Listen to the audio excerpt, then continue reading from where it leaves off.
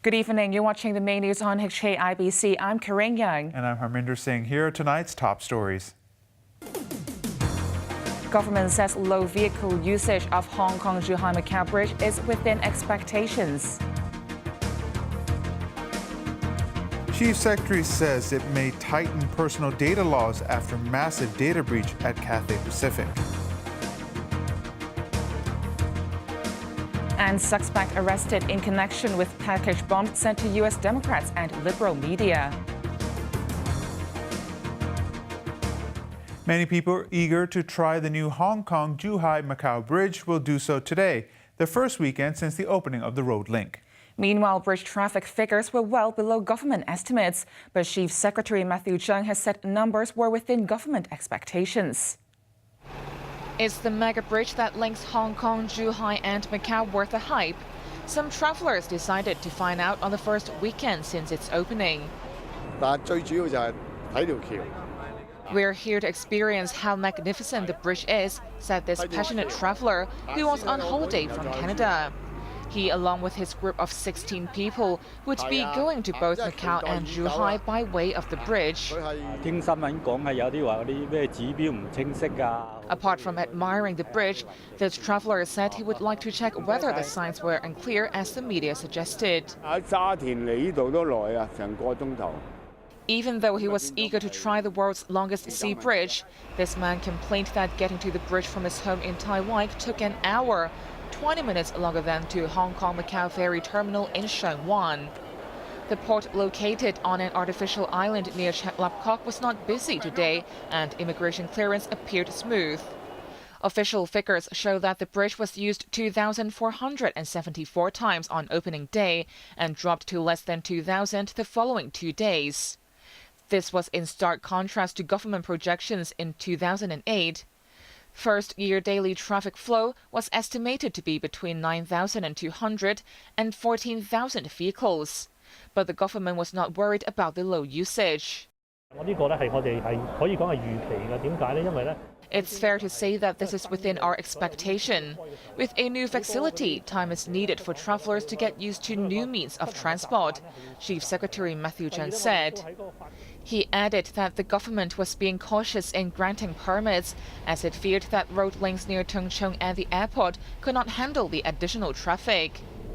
Currently, only 5,000 out of 40,000 cross-boundary vehicles are allowed to use the bridge, which would gradually increase as nearby road links are developed, Cheung said.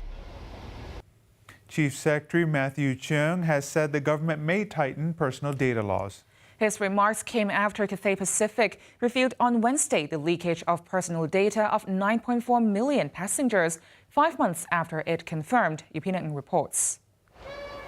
A proposal to force organizations to notify individuals affected by data breaches was brought forward by the Privacy Commissioner for Personal Data in 2007. But after a public consultation on amending the Personal Data Privacy Ordinance in 2009, the government rejected the watchdog's suggestion. The government claimed that most people supported a voluntary reporting system rather than a mandatory one. It also said that the system was not yet mature. But after Wednesday's announcement of a massive data leak by Cathay Pacific, the government has started to rethink its position. Chief Secretary Matthew Cheung said he was highly concerned about Cathay Pacific's data breach. The airline disclosed the discovery of the leak 7 months after it happened.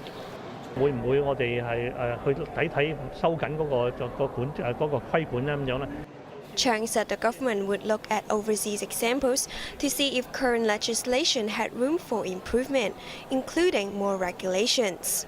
Cathay Pacific and its subsidiary Cathay Dragon disclosed on Wednesday night that personal data of 9.4 million passengers had been leaked. It said there was unauthorized access to personal information, including phone numbers, date of birth, and addresses. The airline said it had first discovered suspicious activity on its network in March and confirmed the data breach in May after a thorough investigation. Since the data breach notification system is on a voluntary basis, Cathay will not face any punishment. But it would have been a different story if European Union standards had been applied in Hong Kong.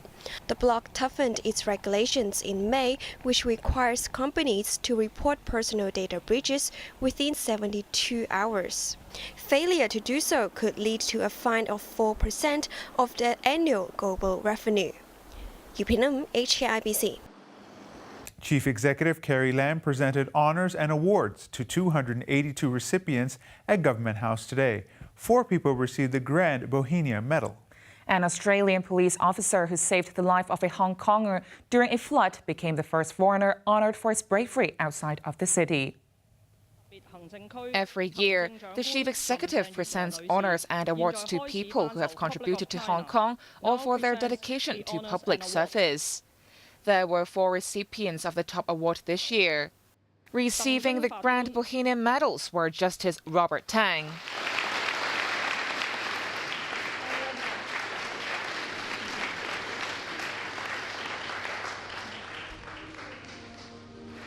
rural leader Chen Hock-ming, Robin Chan, the chairman of Asia Financial Holdings and father of Executive Council convener Bernard Chan, and renowned medical professor Rosie Young. HKU microbiologist Yoon Kwok-young was one of the 10 people awarded the Gold Bohemia Star. Former Water Supplies Director Enoch Lam received the Silver Bohemia Star. Lam had received heavy criticism for his handling of the lead-in-water scandal in 2015.